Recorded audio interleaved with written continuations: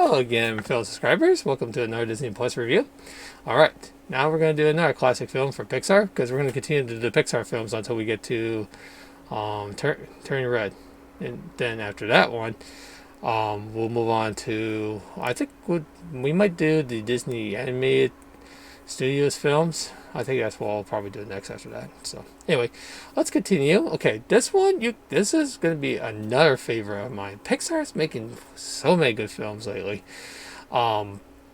especially from the last 2 decades. They're just an amazing company, and I'm glad they're continuing doing it. So here comes my next title, which you're guys gonna like. Up. Yeah, I love it. Yeah, yours.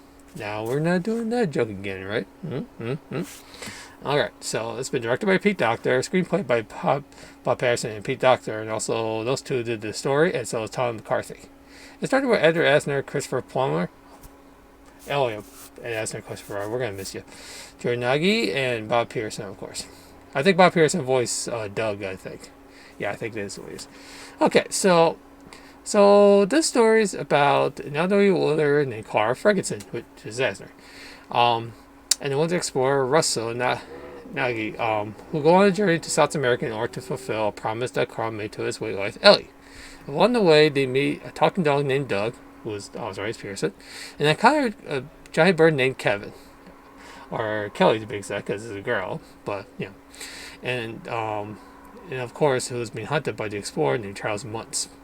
In the old days when they showed the movie news and the theatrical news those days, so they're talking about Christopher Plummer's character Charles Muntz, who's the explorer, trying to find this bird.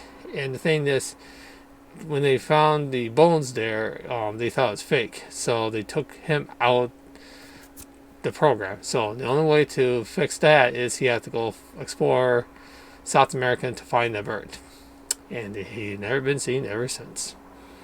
So then Carl, the young Carl, met Ellie, and let me tell you, Ellie is so funny in this one. She just wants to show him that even if you are not like a big person himself, but it turns out you never know who your lover will be. And in the first 13 minutes in the movie, they show their life story about being together, go through rough times. Hey, like all of us, we all go through there. Unfortunately, Ellie was going to try to get a baby, but her system won't be able to produce a kid, so it was pretty sad.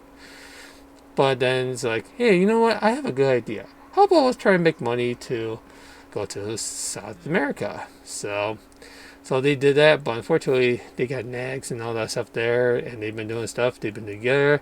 So pretty much their adventure is pretty much having to love each other and do so many good things to each other. It's so great. Unfortunately, after Ellie's passing, everything went down from there. And then many years later, his house was surrounded by developers. Made a big city. They made a big city out of the area. So they tried to offer him to get his house moved, so don't have to worry about that anymore, and you can take the money and run. But he didn't do it. Unfortunately, he did something really stupid, because someone was going to try to wreck his mailbox, and then he hit his cane, or his walker, but it's not his walker, it's just his cane. So he bumped the cane to one of the guys, and he was going to file a lawsuit against him. So unfortunately, they have no choice. The law states that he has to leave and then go to the nursing home. But he has his other plans. His other plan is he used all the balloons that he sell from the zoo. He lifted up the house. I am not sure if physical actually do that, but who cares? It's just for fun anyway. So his house flies away up in the air to go to South America. So at least you don't have to go to the nursing home doing that way. When this Russell character, he actually accidentally was still the house, and it's like, oh crud, he's got to be with me all the time. Oh well. So then later on, they finally got to where they need to be. Well, sort of. And then they actually bump to a dog named Doug, who has a collar that has a microphone that he actually speaks. Told him that his master Muntz is like, I know this guy. He's trying to find the bird, which those guys did find the bird first before he did. And things got worse after that. But still. Anyway, yeah. The thing is about this movie is, even though for an old person, your journey never ends. You show that you can actually go to a journey that you'll never know is going to happen, and it sure did. It's just mind-boggling how awesome this film is. I'm surprised. I'm surprised.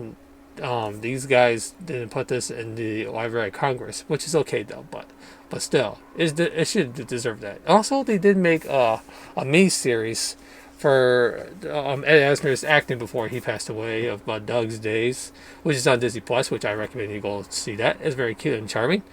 Yeah.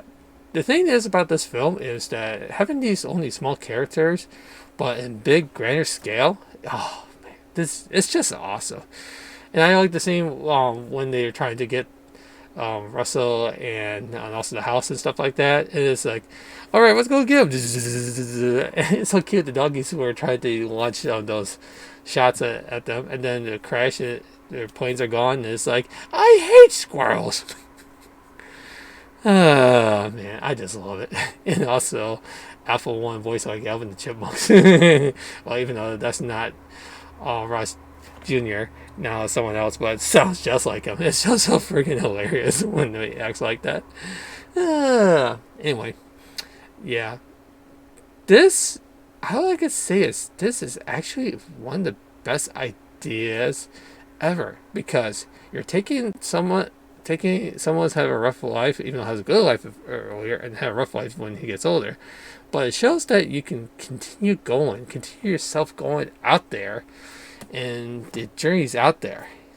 They just made one of the most charming films I've ever seen in my life. This one deserves all the praise, deserves all the awards, and Michael Giacchino's score is since the Incredibles. Oh my god, he's an incredible score person, because yeah, he's just amazing. I really enjoy this film more than ever before. It's just to me that it was like 90% Pixar films have been doing really, really good.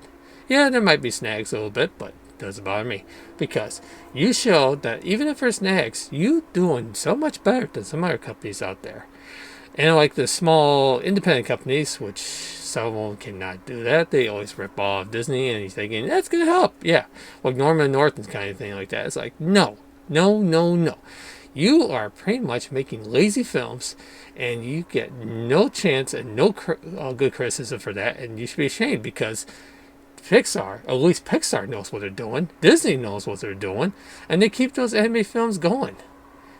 The thing is, that Disney went to a roller coaster in the 70s and 80s, but ever since then, even the early 2000s have a little bump there, but they got back up again after that.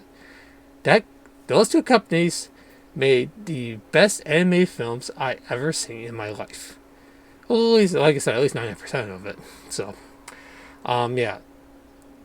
God bless you, Ed Asner and Christopher Plummer and Pete Docter. Excellent film. You deserve all the praise and everything else. This is absolutely one of my favorite films of Pixar as well, just like Wall-E. You made me a Pixar fan. And with you guys, you continue growing. That's all we need. We need to keep you guys growing. That's why I love these films. Because every time I watch them, it's like inspiring, jaw-dropping. And it makes me smile every time I watch all of them. And I really am grateful to review these. Yeah, even though I'm not discussing the story part, which I already did. It's already did. Did like 3-4 minutes, and that's it. That's all you need. And all I can say is, this one has another perfect rating as well. 5 out of 5. Yeah, there's no way to change it, because it's just damn good. That's all it is. Yeah, I can't wait to see what Pixar has up in stores later. Thanks for watching. All the movies, cartoons, and reviews I do are on Disney Plus. Make sure you follow me on TikTok, Twitter, and Instagram. And also, of course, subscribe to me on YouTube. Thanks for watching. I will see you on the next review.